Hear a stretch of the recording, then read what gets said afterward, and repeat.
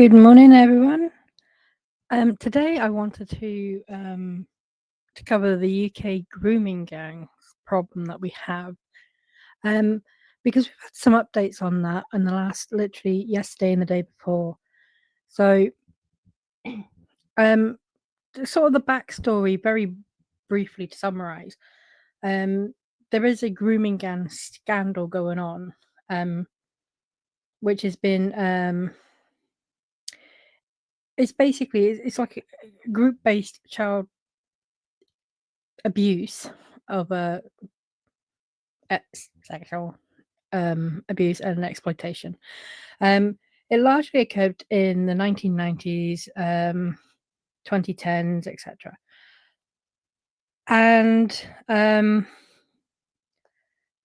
we have both the Rotherham and Rochdale um, exploitation rings, which are particularly well known. We've got other child sex abuse rings as well that have been discovered in um, Manchester, Huddersfield, Derby, Newcastle, Peterborough, Aylesbury, Banbury, Telford, Bristol, and Oxford. So it's quite widespread, and there is a lack of any kind of accountability, any investigation into this. And it's not, I can't even say it's just Labour. This has gone across parties. The Conservatives also didn't do anything. Now, part of the reason that everyone keeps kind of squirming over this, like all the political leaders keep squirming about this, is because the perpetrators are largely kind of Pakistani or, like Muslim men. And there is a great discomfort for whatever stupid reason with just saying that. Um, and there's a bit of an outcry, really. A lot of pushback. With it's seen as Islamophobic. To even mention this subject. So it's quite frustrating, and we're making absolutely no progress whatsoever.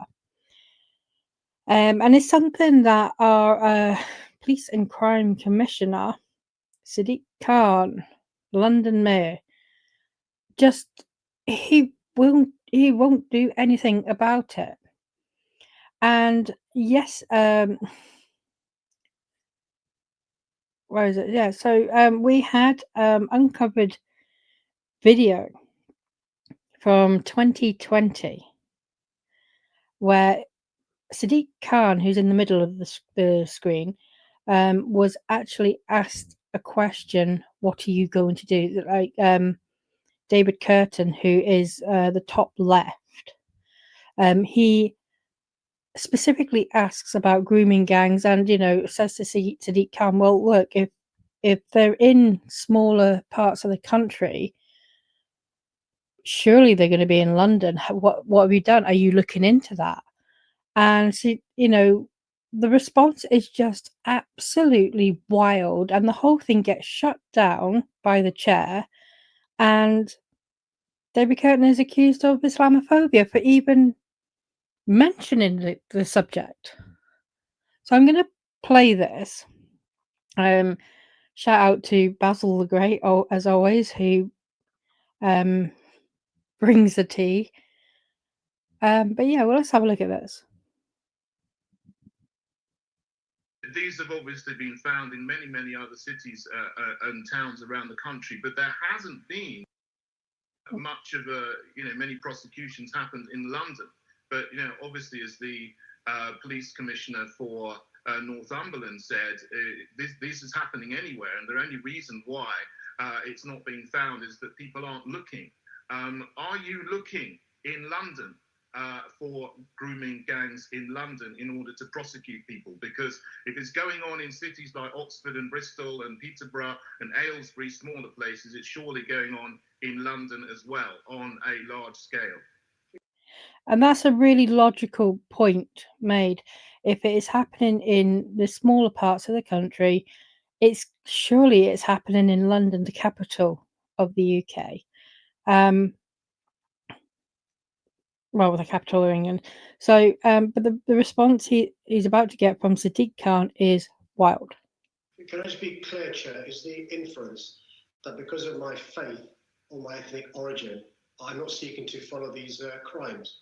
No, I'm asking you because you're the Police and Crime Commissioner. So straight away, are you asking me this because I am also a Muslim, because of my faith?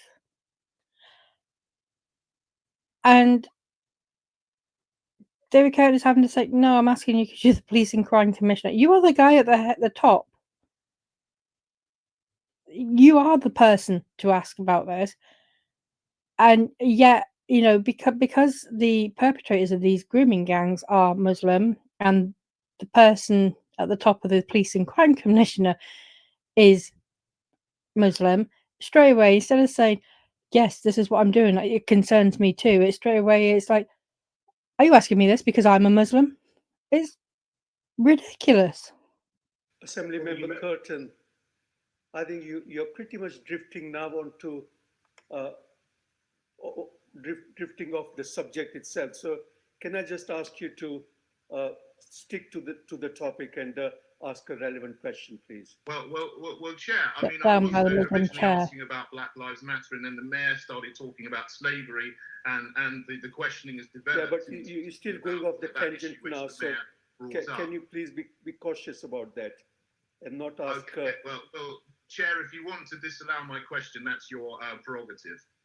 Well, I will use that then. Thank you very much. So they've shut down the question. I'm going to move on now to the questions to the mayor on the priority order. The first question is number 1754.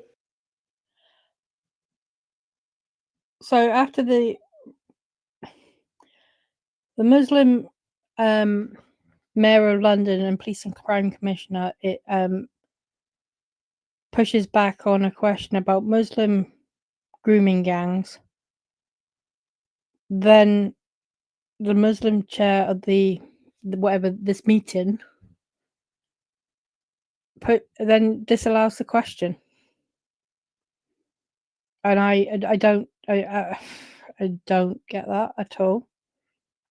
We then had this story come forward where the Metropolitan Police have actually they've been denying that there was any grooming gang problem for years, and now they've turned around and had to come out and say, do you know what, yeah, okay, we are actually looking into grooming gangs in London, and they'd been lying. They've now admitted there is and I'm quoting here, very significant number of grooming gang investigations in London right now, which is absolutely insane. So we've been lied to for years over this, all because everyone was too afraid to just say it as it is. They were too afraid of causing offence. They wanted to be politically correct.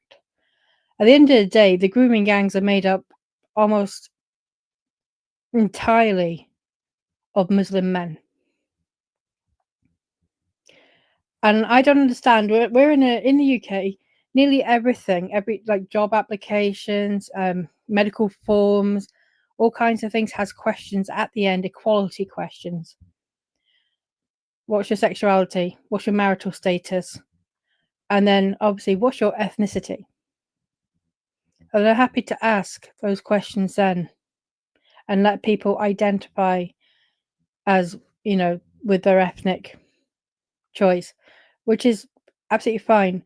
But when it comes to stuff like this and we're calling out heinous crimes, we cannot say, this is a problem that is made up by Muslim men. They can't say it and they won't say it because we don't want to upset anyone. We don't want to be seen as Islamophobic, which is just ridiculous. It is what it is. It's not white men doing this. White men are definitely we have plenty of perverts and sex offenders who are white men, trust me. And we even have, we've had grooming gangs that are, white men too. But these are specific grooming gangs. And the demographics of those grooming gangs are that they are Muslim men. But this cover up has happened because people don't want to cause outrage or offense, or don't know how to navigate it. And then the people in charge of oversight are themselves Muslim. And if you ask them anything, they pretend to be stupid, or become outraged and accuse you of Islamophobia, as they just did to David Curtin, as Sadiq Khan pretty much suggested to David Curtin. Are you asking me this because I'm a Muslim too? Like, no, we're asking you this because you're, the guy who needs to answer these questions. In the wake of all of that, we have we have some resignations. The first being Fiona Goddard. There was set up the victims and survivor liaison panel. And Fiona Goddard has now resigned from it. And she posted, when was this? Yesterday. As of today, I'm openly resigning from the grooming gang inquiry survivor panel because of serious concerns about their ability to get to the truth and treatment of survivors. And these two letters, because there was a second resignation in the wake of this one, are probably some of the most important things I'm going to read this entire year, because it really opens a window into what is going on, what our government is doing, how these grooming gangs are being treated, how seriously they're being treated, how the survivors here are being treated. So I'm going to take some time. I'm going to read these letters, and I'll put links to both Fiona and Ellie's ex posts with their resignation letters in the video description, because they are so important. So, to whom it may concern, I write to inform you of my decision to remove myself from the Victims Survivor Liaison Panel, which operates under the Home Office and NWG network. This letter constitutes formal notice of my resignation from the panel. This decision is final and has not been reached lightly. Recent developments and the direction of the panel have come into conflict with my personal and professional morals. For reasons of conscience and integrity, I am unable to continue my participation. I've had doubts for a while and have tried to persevere until meeting with the potential chairs this week. But after these chairs were leaked, and seeing myself and other survivors panicked and suspicious of each other in the aftermath, I realised we should never have been put in that position in the first place. This inquiry is supposed to be a public process and should have been conducted openly and transparently from the start. Survivors' anonymity is obviously of utmost importance, and they should be secure in knowing their personal details and opinions are confidential. The dynamics of this inquiry, including potential chairs and progress, should have been conducted openly and honestly by the government, and survivors should have had the choice to voice their opinions if they decided to. Instead, the secretive conduct and conditions imposed on survivors has led to a toxic, fearful environment, and there is a high risk of people feeling silenced all over again. As such, I have made the difficult decision to leave the Victim Survivor Liaison Panel and not continue with the meetings this week. This is not the only reason that this has led me to this decision. There have been a multitude of issues that have raised serious concerns with the ongoing process of the inquiry and its terms of reference. The first of these is that myself and others were not even supposed to be on this panel at all. We were led to believe that we would be consulted separately and didn't even know there was a panel until we found out through other circumstances.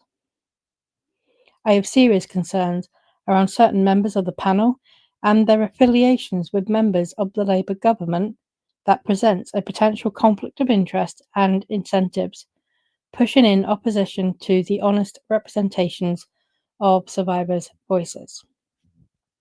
So, straight out of the bat, some of the people involved in this have affiliations with the Labour Party and there's a conflict of interest, which is a huge problem.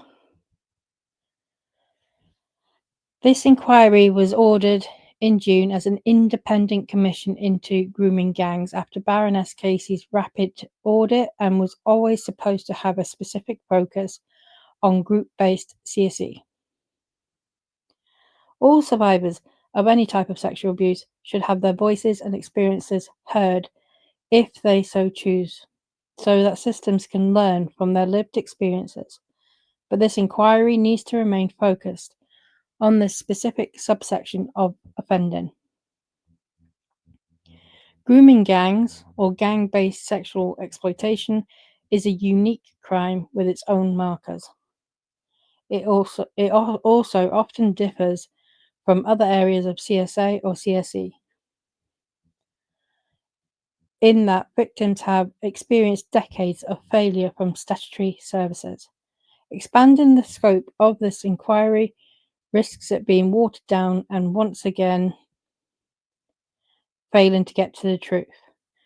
We have repeatedly faced suggestions from officials to expand this inquiry, and there is real fear from survivors, including myself, that it will turn into another IICSA with grooming gang victims forgotten.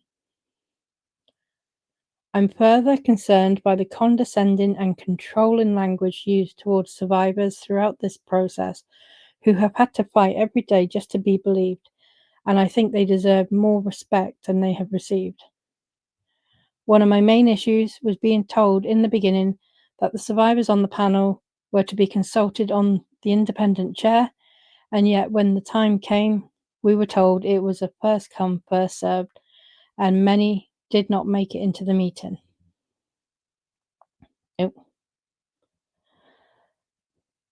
Each survivor has valuable experience to bring to the table after years of being ignored, derided, and silenced.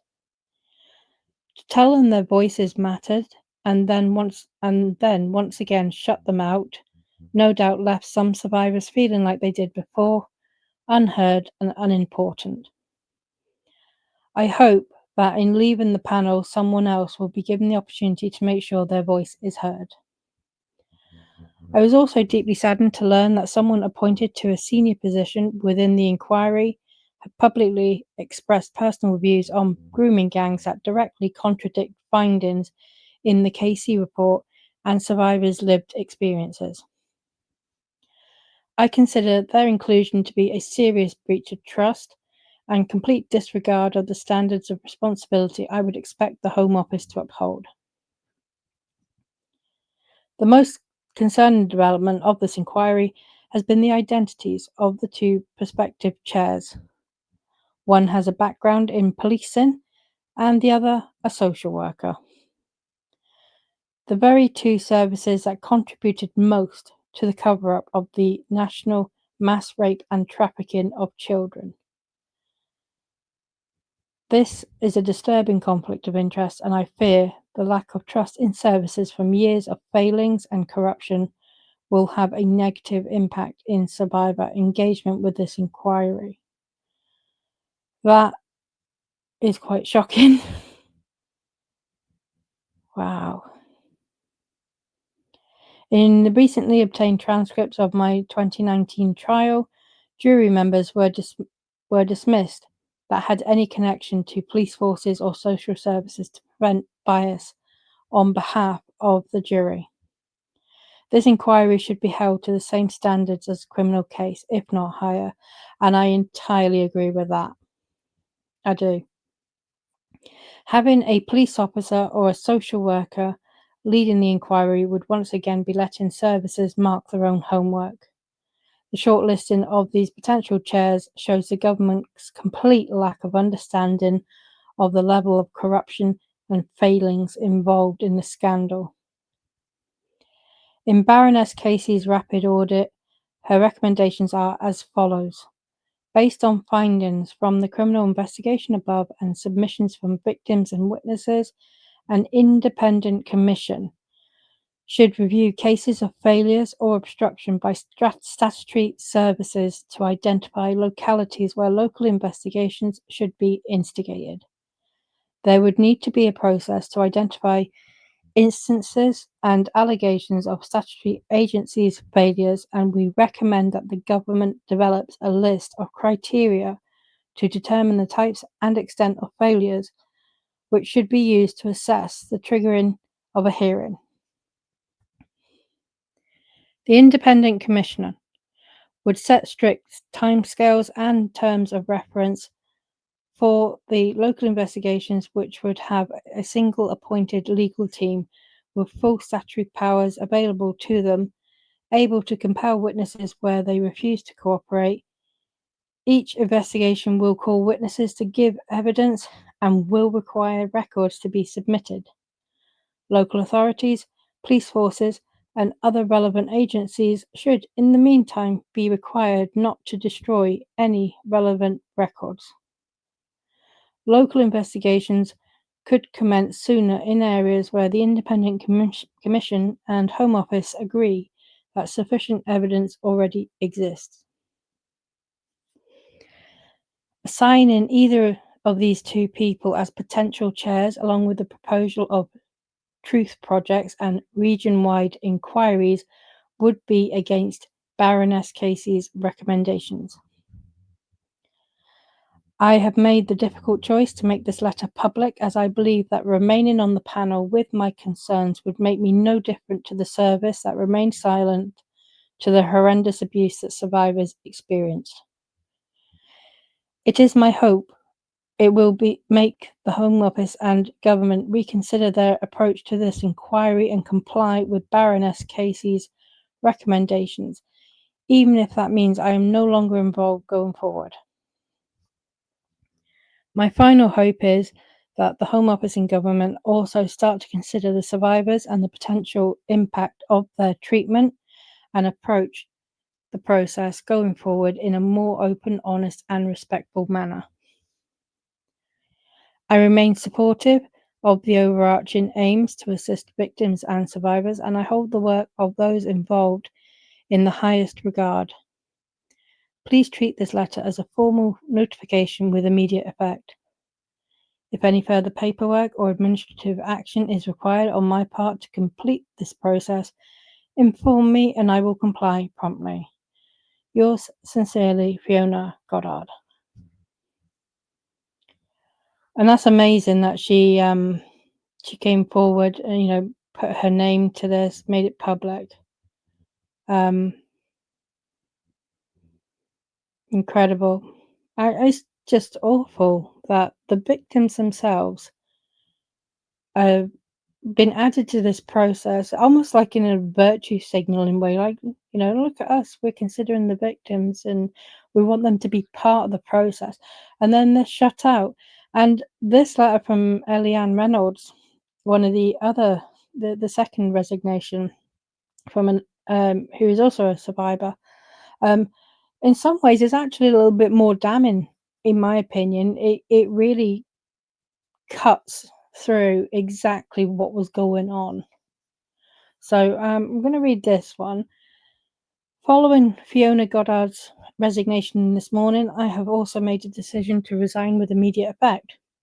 The final turning point for me was the push to widen the remit of the national inquiry in ways that downplay the racial and religious motivations behind our abuse. So she says it straight.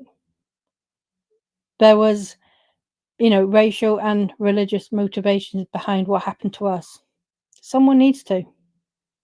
They need to just be like straight like that.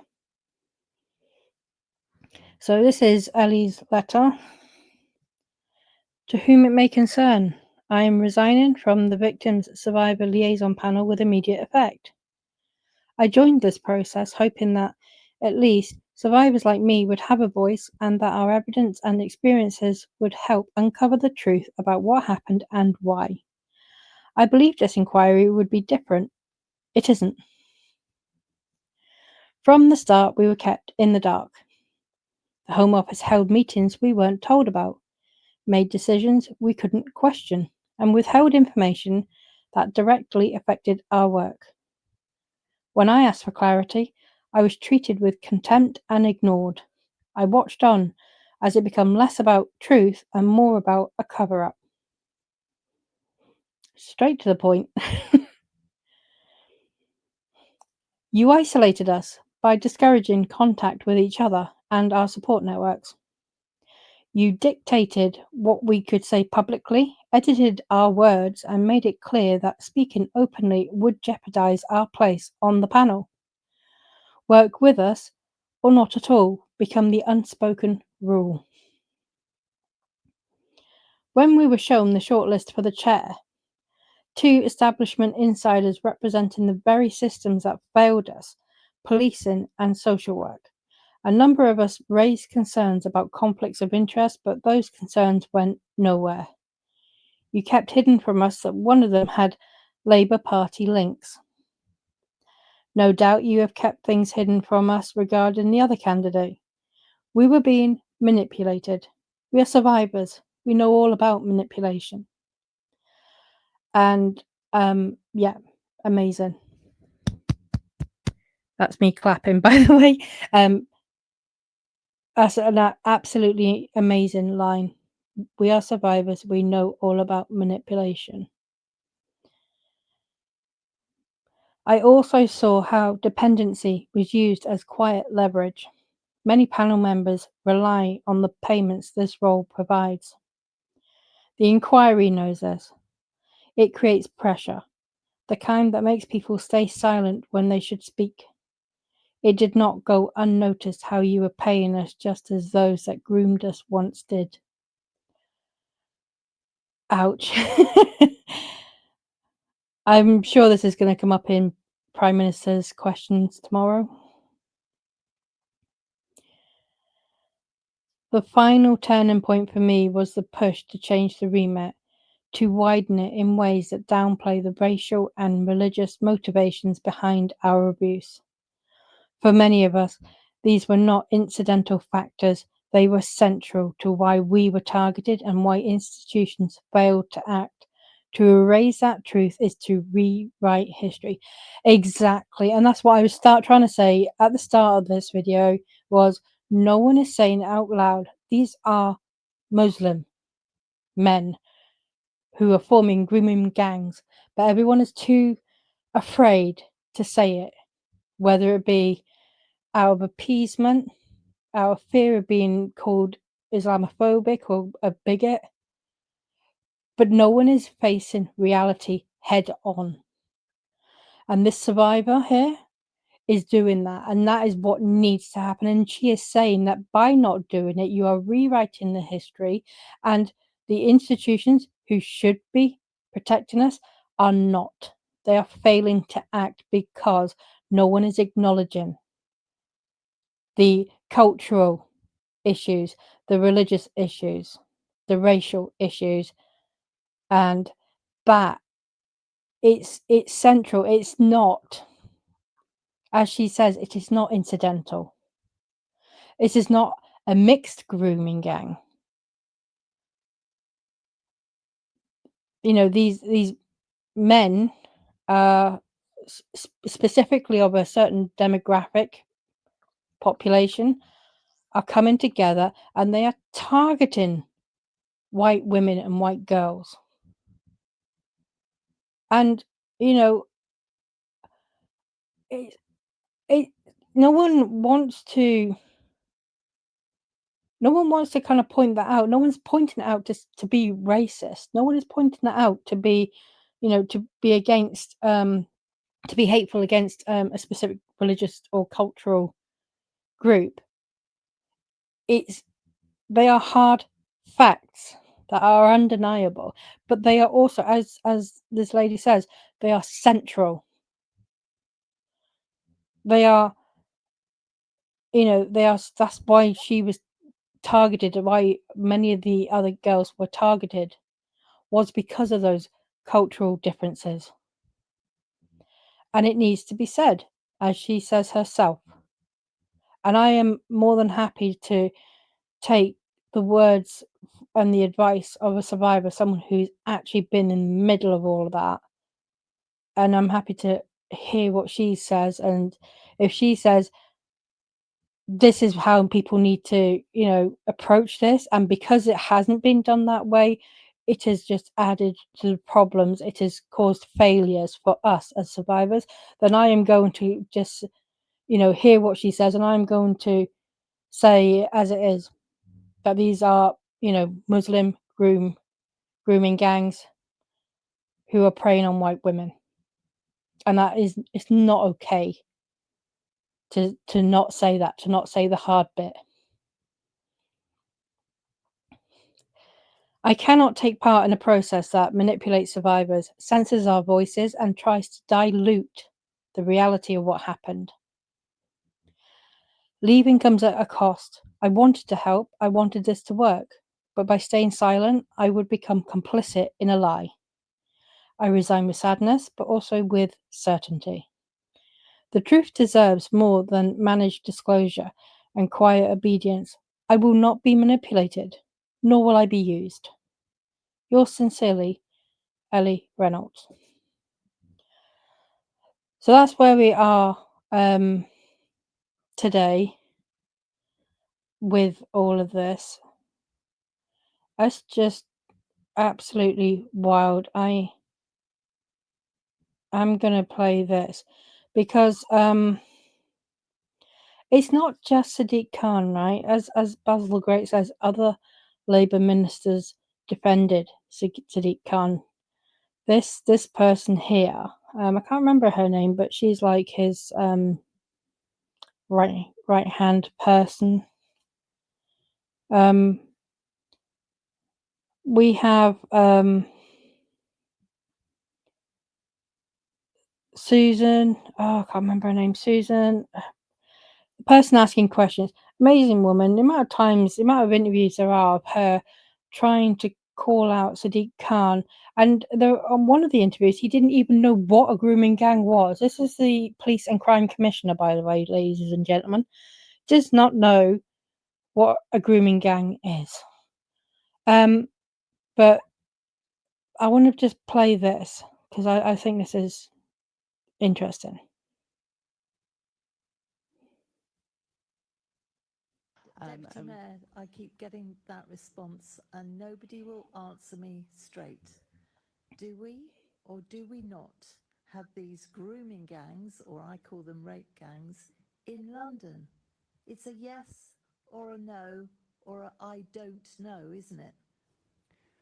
We have obviously always had ongoing oversight on paedophilia and sexual exploitation of children, projects like the Lighthouse to support children. No, I know that. So are they the same as the grooming gangs that we're seeing all over the country? Yes or no? Sorry, Assembly Member Hall, do you want me to provide a hierarchy of abuse on children? I just want you to answer. Assembly Member Hall. Now, I know that you feel very strongly about this, and you have raised it numerous times. And asking you quite fairly, are there rape gangs in London? You're the Deputy Mayor for Policing. The Mayor won't answer. As It's a yes or said, no. I will happily answer the question that we do want to prioritise and make sure there's high levels of forensic support and evidence gathering on sexual abuse of all kinds, You know especially how bad this children. looks. Do you understand how Assembly bad Member this Hall, looks would you for like me Labour? to? You've asked the question. I've asked a question and I haven't got an answer yet again. If you'd let me answer, I'd happily. It's just, she asked a very simple yes, no, I don't know question. And, so that was Susan Hall, right? Who, in my opinion, she should be the mayor of London. Um, the other lady who was answering the questions was the deputy mayor for police. And she's just like you saw that. Are there grooming gangs in London? Well, we want to be clear that we are providing a series of support. Yeah, but are there grooming gangs in London? Do you want me to answer about the hierarchy of children? Are there grooming gangs in London? Can you just say yes or no? Like, and she never gets the answer. And her interviews with the questions when she puts those questions to Sadiq Khan directly as well, exact same thing. It's the exact same thing. It's just batshit crazy.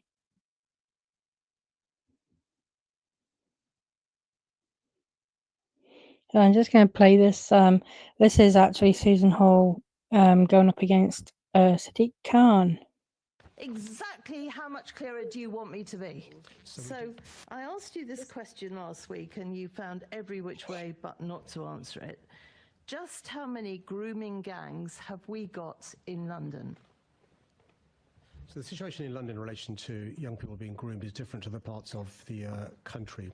So what we have in London is young people being groomed, use your words, not mine, to be using county lines in relation to sometimes... Okay, let me make it clear. County lines are drugs, by the way. I was told I shouldn't be saying rape gangs. They are rape gangs. I'm talking about rape gangs. I'm not talking about country lines.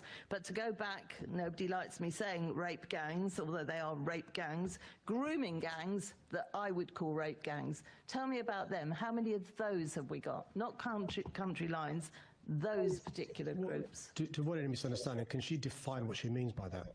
Yes, if you look at what's gone on in Rotherham, where there are people taking young girls, grooming them for sex, that is what I'm talking about. We know in London there are issues about exploitation of young people, but they're not as defined by the member in her definition of what those types of gangs are. So are you saying we haven't got the same sort of gangs that are in Rotherham, Bradford and lots of other places in the country? Just for what's misunderstanding, what does she mean?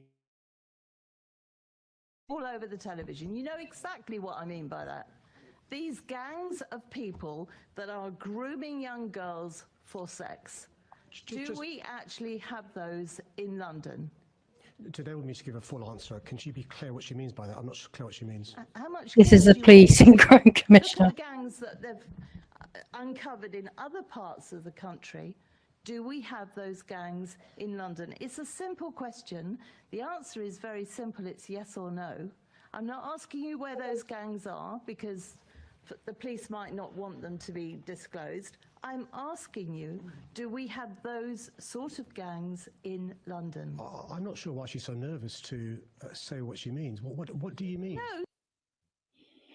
It's just flipping wild. Anyway, so yeah, I'm be interesting to see what happens next in this saga. It's clear that there's been a huge cover up, and now you've got the actual victims themselves who were on the survivor victim liaison panel coming out and saying people who have been appointed to this so-called independent committee are not independent. They've got links and affiliations with Labour Party members. They're appointing a chair from the two people put forward are either a social worker or a police representative. The two institutions specifically who failed the victims in the first place are going to now be, one of them is going to be appointed as a chair to oversee a committee to look into those failings. You can't make this shit up. And this is just one of the many problems now that we have in Britain, is this kind of oversight. And for me, this is the same as like I did the Muscabi Tel Aviv fan ban, and that was, again, I'm going to say the quiet part out loud because I don't mean it from a position of hate at all. There are, as with all criminals or like domestic abusers, it's predominantly men. It's not all men, and it's the same with these grooming gangs. It's predominantly Muslim.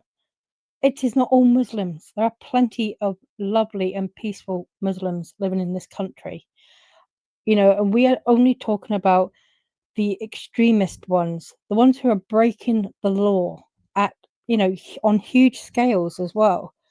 And, when I did the video yesterday about the football fans being banned, the Israeli football fans being banned from coming to Birmingham to watch an Aston Villa match, and support Maccabi Tel Aviv.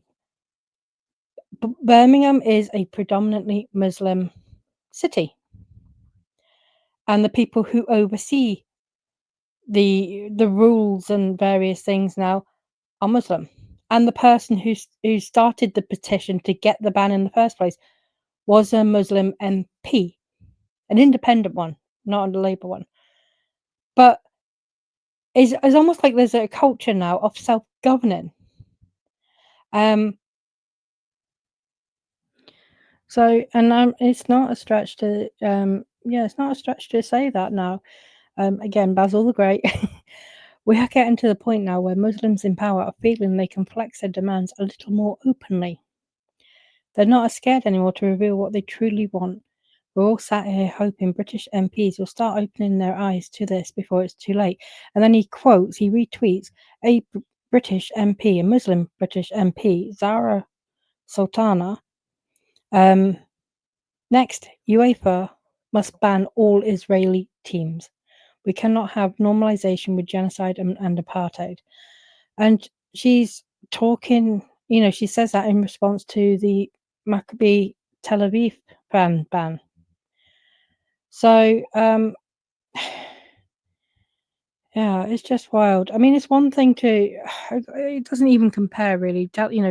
Like, whilst there is a bit of a comparison in terms of the self-governing and the demands that are being made, and the discomfort with people saying, well, this is a Muslim issue. This is an issue that's being created by Muslims. I can compare the football match and the grooming gangs in that sense, but in the context of what problem, if we could only deal with one of those problems, which one do we need to deal with? Then quite clearly the grooming gangs has to take priority. We cannot have. It's one thing that it's happening. It's a whole other world where it's happening. The people who should be stepping in to help, the institutions that should be protecting, should be investigating, reviewing, reforming, know it's happening too, but they are not doing anything. And even worse, they've got people in positions of trust and in positions of power who are able to steer how this investigation review is going, able to steer what the public know and hear about their knowledge, the truth of, we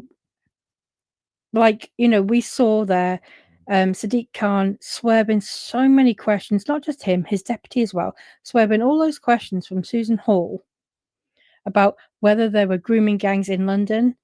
And we have just arrived back at this point here, where the London Metropolitan Police have now admitted, yes, there are actually a very significant number of grooming gang investigations in London right now. So we've just gone full circle. It's a sad state of affairs. Anyway, I will keep everyone up to date with the developments in this situation. But I mean, I just want to say how amazing these two women are, who have, going to uphold their principles, and not settle for less, not settle for less than victims deserve. And they have resigned, and they haven't just resigned and gone quietly. They've shouted it from the rooftops exactly what's going on. So now we know what was really happening behind the closed doors of this so-called independent inquiry. And it was just another sham. So have a good day, and I'll update everyone when there's some news on it.